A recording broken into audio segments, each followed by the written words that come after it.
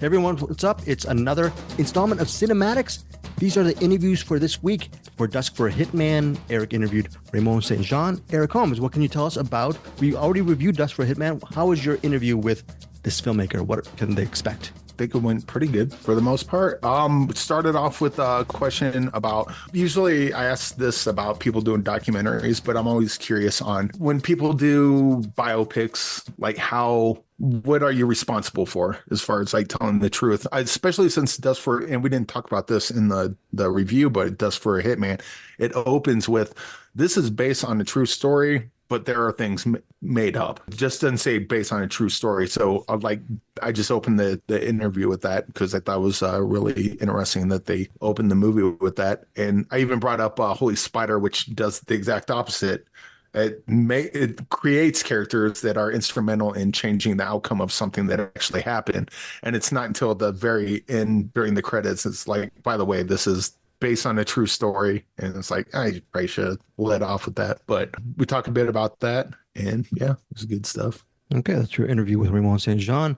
Secondly, you have here for this mini episode, you have an interview with Blood for Dust actor Scoot McNairy. Again, he was a star of *Halt and Catch Fire*, that series. What did you talk to Scoot about other than the movie? A lot of acting stuff. I kind of asked some of the different, and I think I've asked this with other actors before, but just kind of like when you look at a good performance, what are you seeing that I'm not? You know, that kind of thing. But he was just a really cool guy. I would party with that guy. We didn't get the party during the interview, but I get the sense that I get the sense that we'd probably run in similar circles if we lived next to each other. He just seems like a really cool guy, and very cool. He's a good actor too, and he's in a bunch of bangers. So yeah, good for him. I hope he has continued success. Okay, so that is it. This is going to be the episode. We're gonna have an interview, Eric's interview with Dusk for Hitman filmmaker Raymond St. Jean first. Secondly, we'll have his interview with Scoot McNairy from Blood for Dust second, and both of these movies are, Dusk for Hitman at least, is going to be, I believe, on digital April 19th, and then Blood for Dust with Scoot McNairy, it's going to be available in theaters as well as digital and on demand April 19th as well for both those days. Going to listen to these interviews first. If you do not want to listen to these interviews, there's timestamps on the podcast information, and if you want to get down, this is a warning, Eric and Bruce are going to do a recommend of Civil War. They're going to talk spoilers. So if you want to end, if you've already seen Civil War, you're good to go. But whenever you hear Bruce and Eric talk about Civil War, spoiler alert. I will also mention that on the timestamps. They're going to talk about that. Maybe Eric will do a very 30-second rating on Monkey Man beforehand. But that's it for this show. All right. See you next time here on Cinematics. And it's Raymond St. Jean. Yeah, that's good. Okay.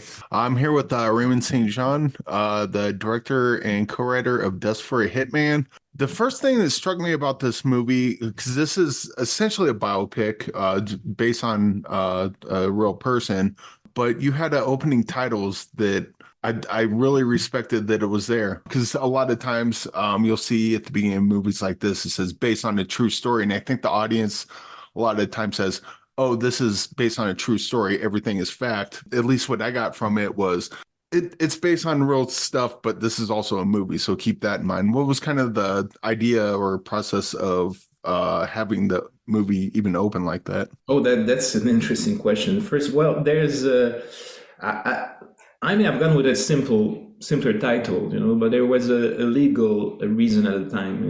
There's still a family alive, and so we wanted to make it clear that we took liberties with the story, as much as possible. And I think even if you only write this movie is inspired by a true story, you always take a lot of liberties. So I think what you see at the end, there were legal reasons, but I think I'm happy with it at the end, because I think the audience always often thinks that what they see is real, and they take it as granted, And in most biopics, when you do a little research, you see that the screenwriters and the directors often take a lot of liberties with the real story for good reasons, because you're making a movie and it's a fiction. We have to difference between documentaries, of course, and fiction. And when you do a fiction from inspired by true events, you must do these things, but if you don't say it, people will think, won't think, will see it as real. So maybe this should always be, maybe there should always be a very serious card at the beginning, a very serious statement that says that, yeah, you took liberties with the story. Yeah, I agree with that completely. We watched that movie, and it was one of my favorite movies of the year. But The Holy Spider, they like completely created a character, and that character is instrumental in, not to give it away here, but they're instrumental in affecting the story. And then when you have based on a true story at the beginning, it's like, oh, well, this is how it happened. It's like, oh, no, it wasn't at all. But like, what's kind of the responsibility of a filmmaker? Like in a documentary, obviously you want to be as true as possible, but when making a feature length, you have carte blanche, I guess. Yeah, well, yes, we have. And of course, no one from, he wasn't involved in the process, and we did this on our own. So they weren't there to judge the screenplay or give their opinion, or it's not from a book that was written about him. Also, we worked from archives, newspaper archives, interviews at the time, and some books.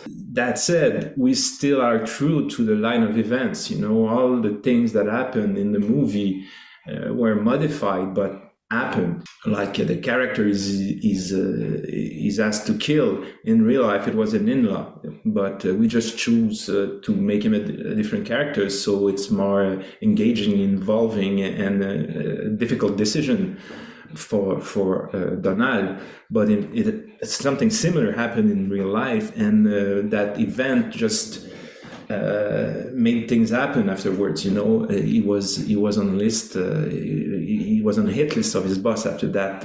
After having taken this decision, so and his family, the real Donald had many kids, but we decided to make up a child. For different reasons, to protect the family, but also to just to serve our purpose, so yeah.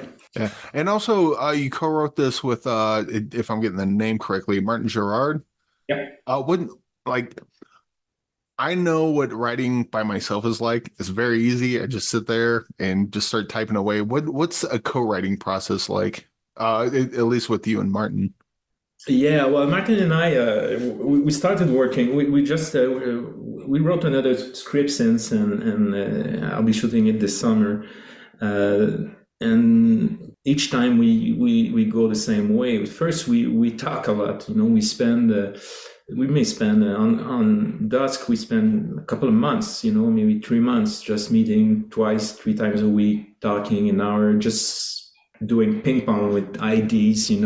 Of course we had some source material. We knew the story of the night, but still we worked a lot just by talking, and after a while we try to write the beats of the story, the usual technique you use in screenwriting, and from there Martin takes the big part, the big writing job. He goes away, he writes a scene, 2 scenes, 3 scenes. Then we talk about it. I may rewrite some dialogues, and again we go back and forth with the scenes. But the main effort of writing is, maybe I guess he's like you. It's pretty easy for him, and writing for me is very difficult. I'm not a screenwriter, so I guess, I think the main part, the main effort is made by the physical and mental effort of writing is made by Martin. But we spend so much time working together, and we spring ideas from one another so often that at the end we don't even know who wrote what or where does it come from and who got this idea. And it's teamwork. And when you go to, so you got the screenplay done, and I'm guessing it's pretty polished at that point since you two are going back and forth. Like, is there any sort of rewriting that happens on the day, like when you're shooting it? Like, Oh, we probably need a line here. We didn't think of that. Or is there anything Yeah. like that? Or is it just pretty locked in once you start shooting? Depends, I would say. With Dusk, since Donald Lavoie, Eric Bruno was so involved in the film. He's in every scene of the film. We had a long prep time with him. I took almost a year with him. We met regularly, and we discussed every line. It doesn't mean we change anything, but little things here and there, and he has to. So.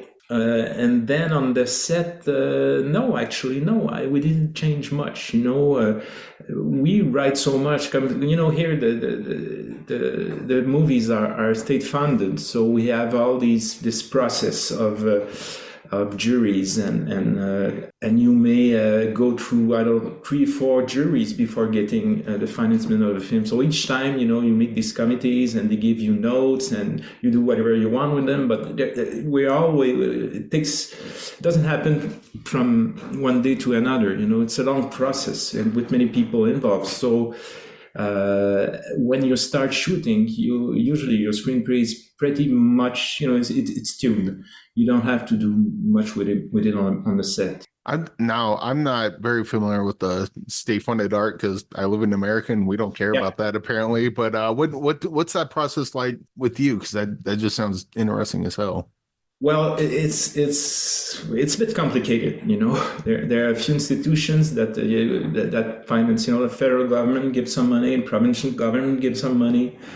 And but you work with a producer, you work with a distributor, you develop the project, and you go in front of juries, and there's an analysis that's done, and you go away, you don't have the money, you come back. It's a long process. It's complicated. It's like getting grants from any organization. You have to build a dossier, build a project, make it solid. When it's solid, you may have it financed, but money is limited, and there are many production wants money. So each year, there may be 80 projects that want that try to be financed, and only 10, 12, 15 get money. So it's a harsh process, but I guess it's at the end it's the same. I guess in the US, even if it's private, many people want to make films but don't get their movie financed anyway. So it's a different process. But the key thing is that we have such a small audience. Let's take Quebec. We're 10 million, approximately 10 million people, little population. So you cannot have a living cinematic industry with such a small population. So the idea at first was to, okay, we're a small population, but we still can tell our stories. We want to tell our stories. How do we do that? And it's impossible on a strictly private financial funding system. If a movie costs $6-7 million to make, if it does a million point five in the box office, that's good. So no company would be able to survive in such a system. So that's a choice our society made at one point. Okay, we'll finance the cultural industries so they can live simply because of the lack of audience. Is there any sort of like censorship or we'll make these type of movies but not these type of movies that involves that, or is it just kind of like they just look at the project as a whole, like you seem like you know what you're doing, yeah, we'll go ahead and fund that? Yeah, well, like I said, it's not only the screenplay, but there's a producer, there's a budget, there's a company with a past, who made other films before. It's not anybody who can come in, Okay, and present and try to finance film. So as far as I would say some people would say, yeah, since my film wasn't financed, they don't want to do that type of film. But from my perspective, when I watch the movies that were financed since 2020, it's very diversified, And you have gangster movies, you have comedies, you have any type of. So they try to aim at a variety of film genre, and also directors. They help. there were some programs helping women director to start working, and this has produced many good directors. We have in Quebec now at least 10, 15 very good young women directing movies that are shining on the world scene. Sophie Dupuis, and I can name a few.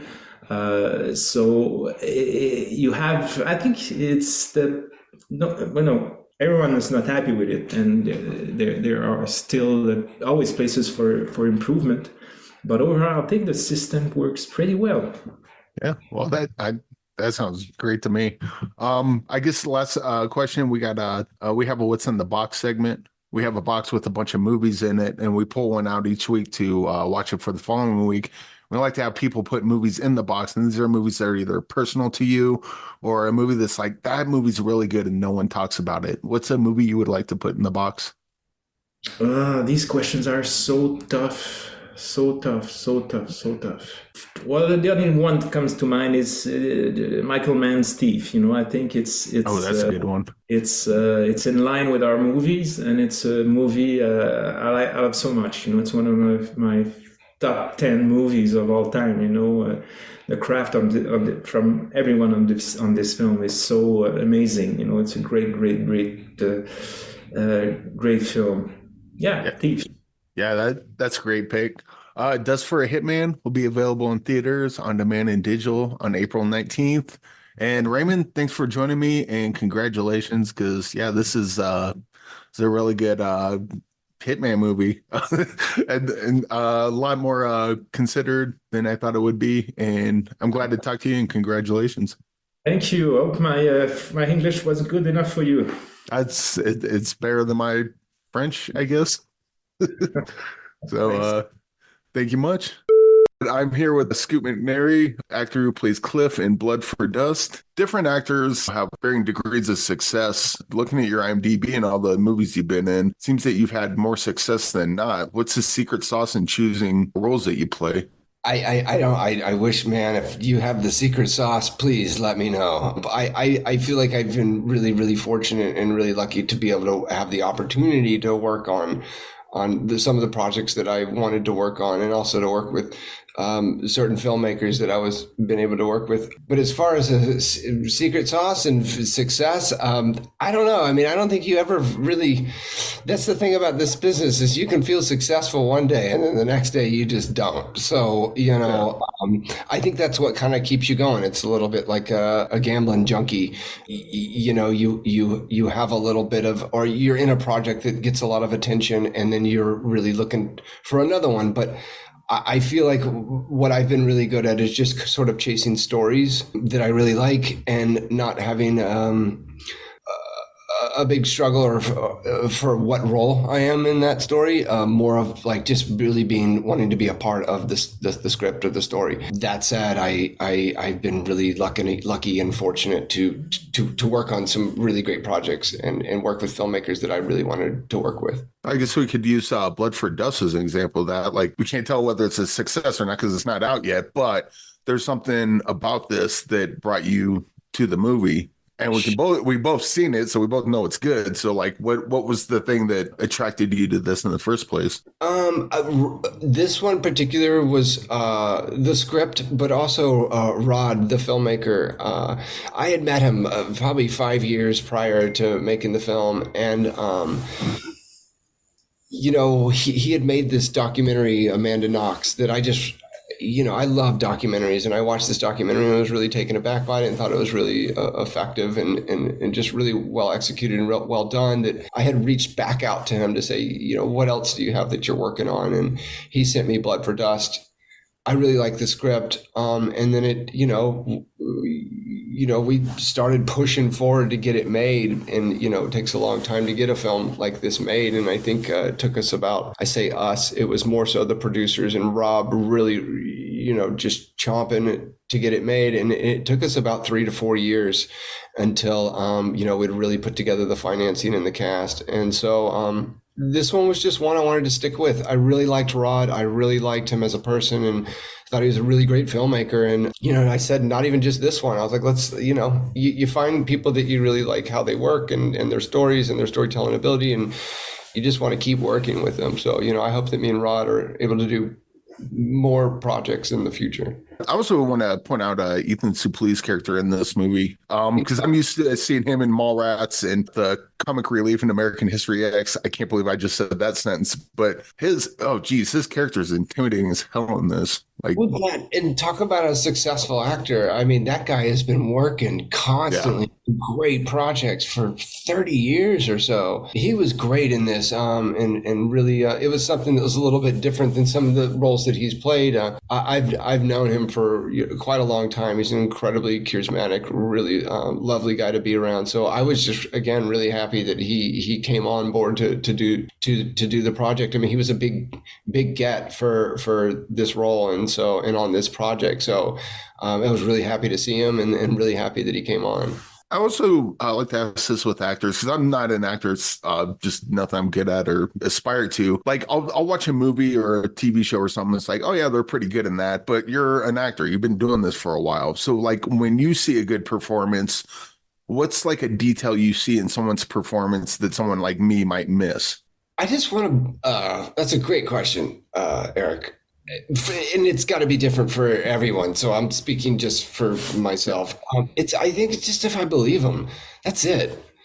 They don't have to be like great, or they can be not great, or if they're believable and I believe them and it doesn't take me out of the story, then there's some performances, yes, that really suck you in and bring you in and move you, but some performances or as characters aren't written to do that, you know what I mean? And so that believability in a character that you believe them is something what I think makes someone a really good actor, even if there isn't something that they're trying to evoke out of their audience. If they're just believable and they help to continue to push the story forward. On this particular project, I think we were really lucky because we didn't have actors that were just believable. We had actors that were really talented. And so I think that's, what elevates a certain project. Yeah, saying they're believable kind of, it makes me think of the common criticism, like, oh, Al Pacino's just playing himself in this one. It's like, you think that. It's because he's being so natural. It seems that way.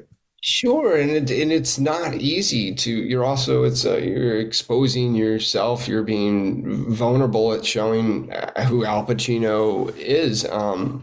I don't. Character acting or an actor playing something similar, I don't hold them as two separate things. I think of them as the exact same thing. They are both take a lot of talent and a lot of, courage and a lot of ability to do both of those things. Have you worked on anything, or would you like to work on anything where you just get to go like completely over the top? Like trying to think of a good, maybe like Robert De Niro in the Cape Fear, like just something where you can just really let loose like that. Yeah, I mean, of course. Yeah, I mean, I'm always looking for something that challenges me. I mean, there's also roles too, like Jim Carrey in Dumb and Dumber. Like I would never even like attempt something like that. There's some project things out there that that there's other actors that are just better for the part, for the story. So you've acted, produced. Is there any other kind of behind the scenes stuff that you would like to get into? I saw somewhere that you wanted to be a cinematographer originally.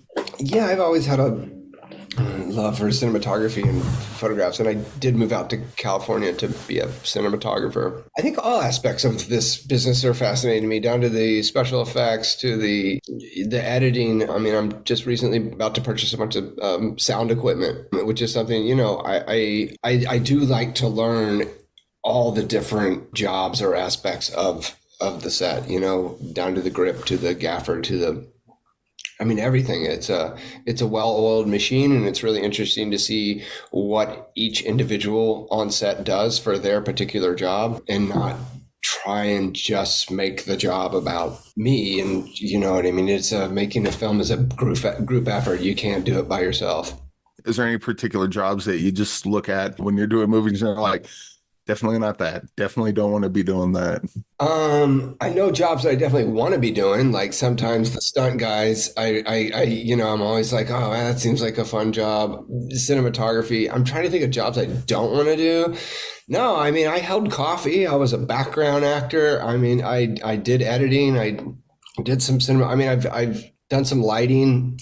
I've stuck my toe in like almost every single aspect of this of the production side of filmmaking. And no, I mean, down to getting coffee. I just loved being on set, and I loved being around creative people that were problem solving to get a film made. I don't know. There's just something about that's mesmerizing to me, or just intoxicating. We have a what's in the box segment. And in this box, we have a bunch of movies that we have people put in, and we'll take one out each week and watch that movie for the following week.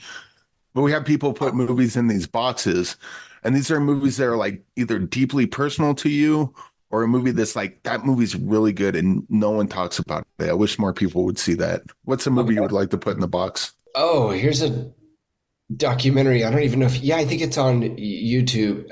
Hale County, Good Morning, Good Evening. You said Hale County. Yeah, Hale County, good morning, good evening. Oh, Hale County this morning, this evening. This morning, this evening. Yes. This was a documentary, and it's visual, and it's a lot of audio. You hear it. It's almost like a podcast. But the subject matter and how they dance around it, and the images that you're seeing, and the world that this filmmaker created from this documentary, I don't know how many people have seen it, but to me, it was incredibly impactful. And just really, really well done about these families down in the South and what their life looks like and what they go through. And it was just awesome. It was like a fly on the wall. It was exactly what it was like. It's like being a fly on the wall in these places and listening to these conversations, and all the conversations culminate to a sort of a message that I thought was really powerful. All right. Well, I've never even heard of that, so great pick. It's on my mind because I've been talking about it for like a year, since I saw it. I keep referring back to it. So when you asked me that question, it was the first thing that popped into my head. All right. Well, yeah, I can't wait to check that one out. Scoot, thanks for joining me. Blood for Dusk the film will be released in theaters and available digitally on April 19th. Go see it in theaters. And yeah, it was a really good movie, really great crime thriller, and loved watching you in it. So thanks for joining me. Awesome, Eric. Thanks so much for taking the time, man. It was really nice speaking with you. Eric, before we do Civil War, unspoilery, Monkey Man, very quick rating on Monkey Man, Dev Patel. Should people see it in theaters? Yes. Someone said Dev Patel does John Wick really close. I think it's a really good action movie, or revenge movie, I guess would be more appropriate. But yeah, Dev Patel, I mean, this is his feature film debut, I believe. Feature directing debut, yeah. It's a damn good action movie. Look forward to seeing more from him. I don't know that I can add anything that hasn't already been said about it. I hope there's a Monkey Man 2. That's all I know. I hope. I don't know that I want to see a Monkey Man 2, but I definitely want to see kind of like when Jordan Peele came out with Get Out. It's like, whoa, that's what you got in the that's what you got in the tank. Yes, more of that, please. So yeah, let Dev Patel direct more stuff. I'm here for it. Okay, very cool. That is what is your rating on Monkey Man, Eric? I'll give this a 4.5. 4.5 stars. Bruce Purkey? Action was every bit as good as anything you would see in a Scott Adkins movie. Okay, so next up is Civil War. Again, here is a warning. This is going to be a spoiler discussion between Eric Holmes and Bruce Purkey. Bruce Purkey, I thought you saw this. Did you see it with one of your sons, Civil War? Just go ahead and review spoilers with Eric. I'm going to be out of here in 3, 2, 1. Boom. Yeah, I saw this with my oldest son on Saturday, and yeah, we haven't talked about, I don't think we reviewed this at all, but it's directed by Alex Garland, obviously famously from Annihilation and Men, and written a bunch of things as well, Dread and a bunch of stuff. Sunshine, I think, if I remember correctly. And this is obviously supposedly his version of a new American Civil War in the not so I guess not so far away from us future. I guess it doesn't really give us a date on when this is supposed to take place, and you're already well in it at this point. Stars Kirsten Dunst as kind of the seasoned photojournalist, war photographer. Her, I guess, journalist friend, played by, I don't know how to say his name, Wagner Mora? Wagner Mora? Yeah, Wagner Mora. Do you remember Wagner Mora from I anything? never watched that show. No, no, no, but no. Did you watch something else I don't know, maybe. recently, within a month ago? Sure, Bruce Purkey? probably. Bruce Purkey. What was he in? Come on. It's one of your I don't- all-time favorite movies, Bruce Purkey. I can't believe I'm submarining the Civil War review. You got to remember, I don't remember names Oh. of actors. I know. Yes, Eric, go for it. The Gray Man. Oh no, Eric. He was the star of a movie that both you and Bruce loved.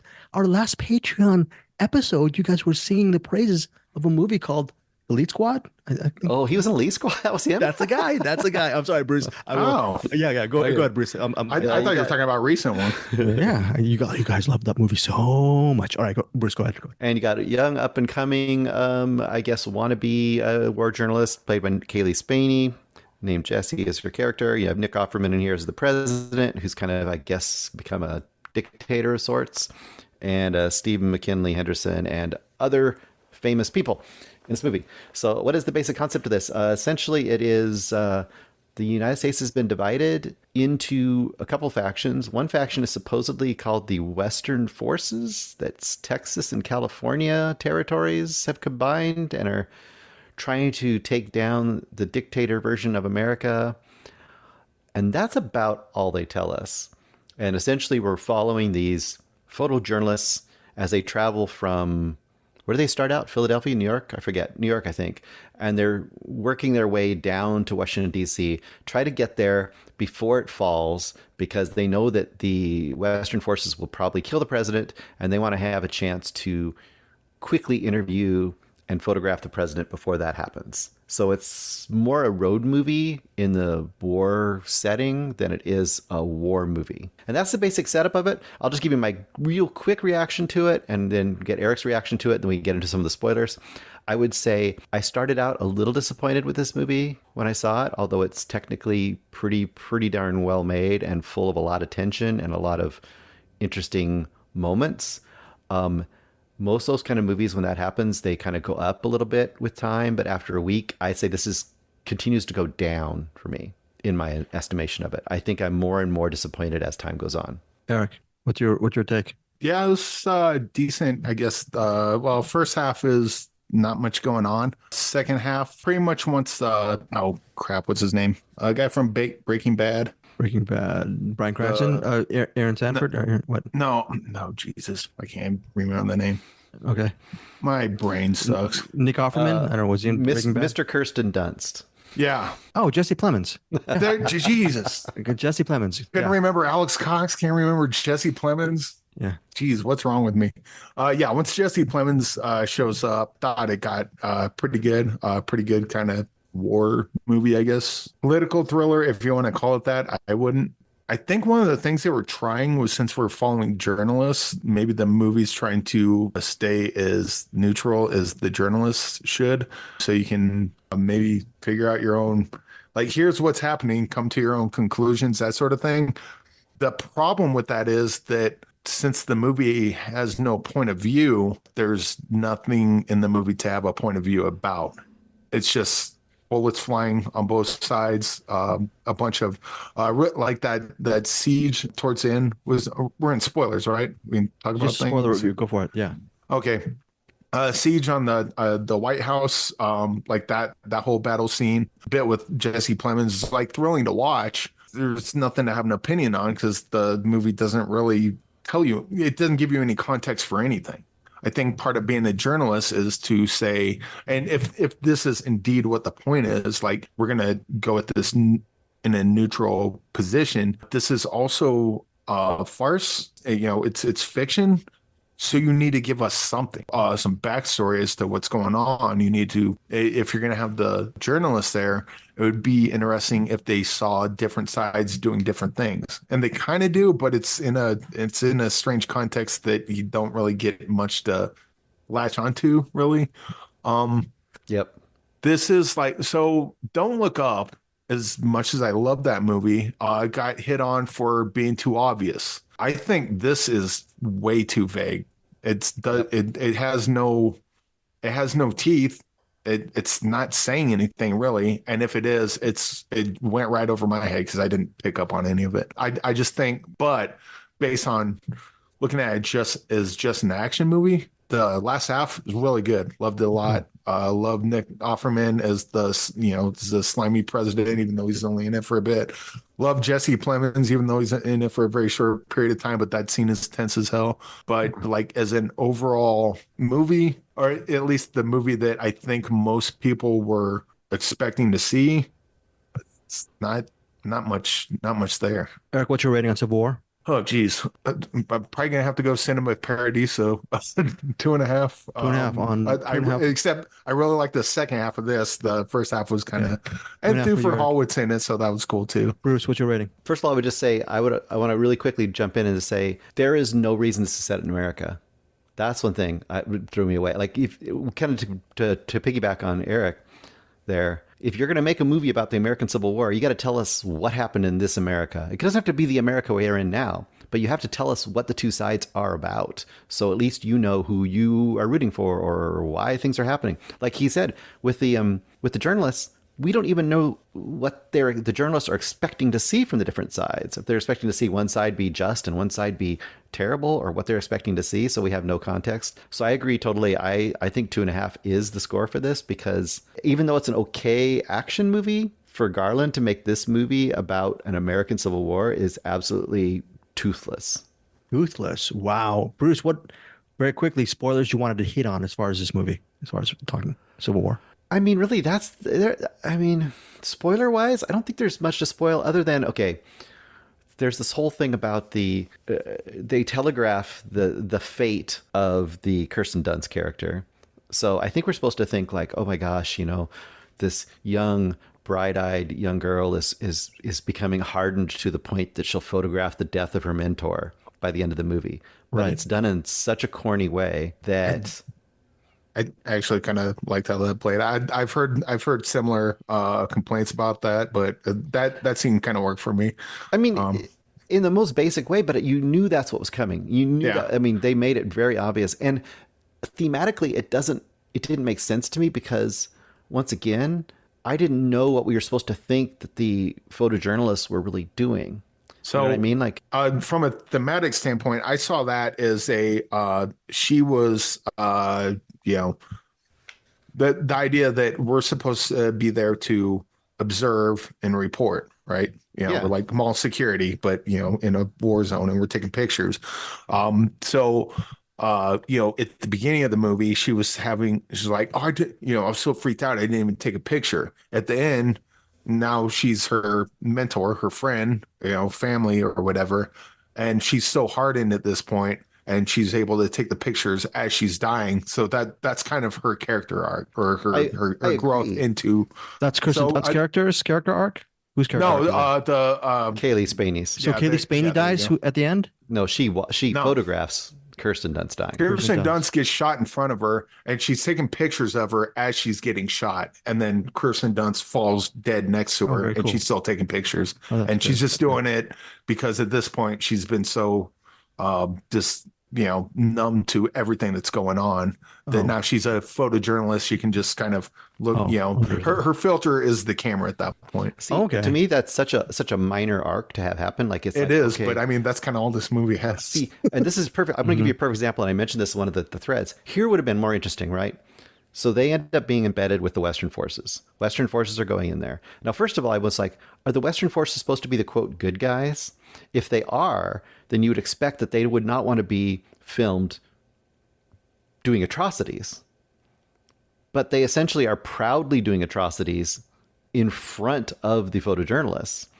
So the only other interesting arc I could have seen, if they would have done a better job of explaining where both sides are coming from, is the disillusionment of the photojournalists, but by the end they discover like, oh my gosh, we're not objectively filming things, we're just a tool of propaganda.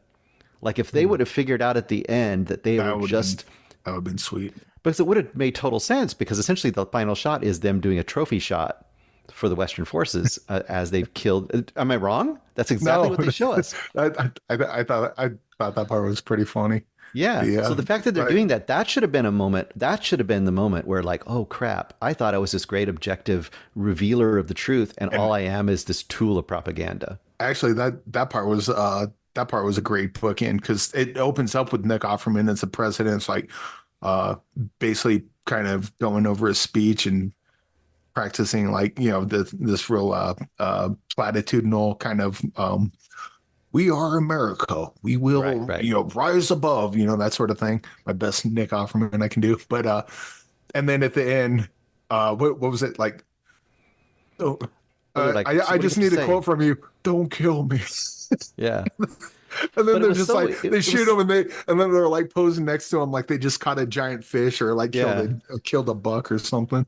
But you know what I mean? I think you agree with me on this part. It was so empty. It was like, we didn't know what he stood for, really. We didn't know what the other side stood for. We didn't know what anyone stood for. So it's like, okay, it was just a war movie then. It's just an action movie. Honestly, this movie made no difference compared to Independence Day. It's just... Yeah, the pure spectacle. I like this more than Independence Day, though. Well, but yeah, I do too. But I mean, they're both basically there's blowing up national monuments to make it an effect, but it has nothing to do with the story. Really, I think what because I gave this 2.5 stars. If it was called anything else, and I went in with the expectations that this was just going to be like we're going to follow around some journalists and it's going to be a war movie, I think I would have liked this more. I think the expectations going in hurt this. So even though I gave it a 2.5, I'd probably still watch it again. I probably like it more. Like kind of like when you watch a movie and you have like high expectations, like, oh, that sucked. But then you go back like years later and it's like, that actually wasn't too bad. Why'd I hate it so much? Oh yeah, because I was going in thinking it was going to be up here and it was kind of right here. And to your point, and then we can stop talking about it, but I mean, to your point, if it had decided to be about something else, like not America Civil War, and they were just about photojournalists like in the Civil War somewhere, how much you want to bet they wouldn't have been scared to make it really clear what the different sides were, so you would understand what the photojournalists are in. They literally avoided that on purpose, and it was like you're avoiding the whole like context of the story. And it's very different. Go ahead. Oh, I was going to say the fact that their main characters are journalists and we're not doing any journaling is kind of a strange choice. Yeah, they're just literally photographing things. That's it.